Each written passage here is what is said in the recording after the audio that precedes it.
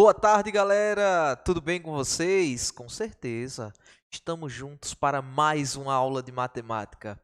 Conto com a sua participação, com a sua concentração, com o seu envolvimento, para que juntos possamos construir e aprender mais matemática, tá certo? Então vem comigo, caderninho aí pronto para anotações, né? Mente aberta para aprender. Se tiver aí muita distração, vai para um lugar que não tenha tanta distração e vamos aprender matemática, tá certo? Na aula de hoje, nós vamos falar sobre uma coisa que é interessante. Pessoal, já está aparecendo aí na tua telinha, no cantinho aí, como tu pode ver, ó, bem aqui, ó, deixa eu posicionar bem, ó, tá vendo aí? Bem aqui na tua telinha, gráficos. Como assim, professor? Gráficos lembra estatística, lembra porcentagem, lembra probabilidade, lembra pesquisa também, não é não? Porque os gráficos eles são o resultado, são a representação do resultado de uma pesquisa estatística. Na aula de hoje nós vamos aprender exatamente isso. Como fazer uma pesquisa estatística?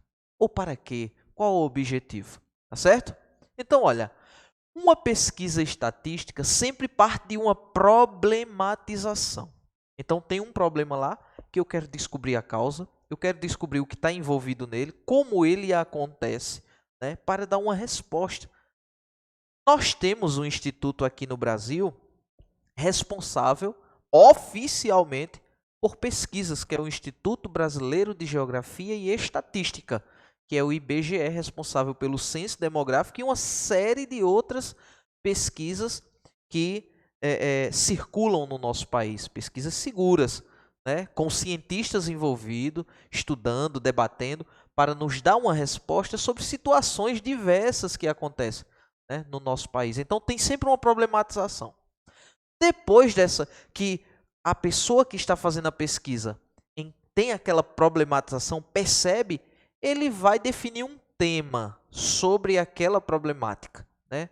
Por exemplo, escassez de água em uma região, né? Agora, por exemplo, taxa de contaminação por Covid e uma série de outras coisas, né? Depois disso, para fazer a pesquisa é preciso um planejamento. Então, você tem que se planejar, tem um período que ela vai iniciar, um período onde uma série de atividades irá acontecer, desde a execução da pesquisa, a coleta de dados, realização de entrevistas, né? Ou seja, a coleta de materiais de um modo geral. Depois vai ter o tratamento desses dados, porque não é simplesmente pegar a pesquisa lá e jogar uma informação de todo jeito. Você tem que analisar a média, você tem que analisar a frequência absoluta, relativa, o rol, a moda, a mediana, né, sobre determinado dado que você está pesquisando, para passar para as pessoas uma informação coerente. E depois comunicar essa informação, o resultado dessa pesquisa através dos gráficos, das tabelas e tudo mais, tá certo? Aqui, ó, eu vou mostrar para vocês um exemplo de como fazer uma pesquisa estatística. A escola onde Joana estuda promove anualmente um evento chamado Semana das Profissões, quando são realizadas diversas atividades, como palestras de profissionais de diversas áreas, cursos e oficinas. Então, uma das primeiras coisas que foi feita na escola dessa nossa colega Joana foi criar, ó, um cartaz, né? Um panfleto, para informar sobre esse evento. Semana das Profissões, 4ª edição, de 9 a 13 de março de 2000, Escola Tales de Mileto. Pronto, tá certo? Está sendo aí, fazendo uma divulgação.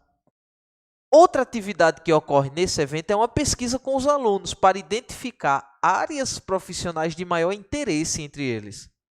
E aí, alguns colegas se reuniram para fazer essa pesquisa, que é uma das atividades do evento, tá certo? E como foi que eles fizeram? Ó, a primeira etapa da pesquisa estatística, estou mostrando aqui esse exemplo na escola da Feira de Ciências de Profissões de Joana, mas toda pesquisa estatística ela parte disso, tá?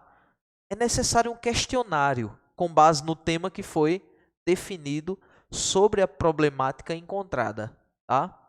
Então, cria-se um questionário para saber a opinião das pessoas, certo? Por exemplo, olha aqui um exemplo de questionário. Qual dessas áreas de atuação profissional você tem maior interesse? Área 1, Ciências Sociais, Humanas e Artes. Área 2, Ciências Biológicas da Natureza e Saúde. Área 3, Ciências Exatas, Engenharia e Informática. Área 4, Administração, Negócios e Serviços. Veja que com esse questionário, ela já está coletando dados importantes. Né? A pessoa já está coletando dados importantes, seguros, para fazer o tratamento dos dados depois.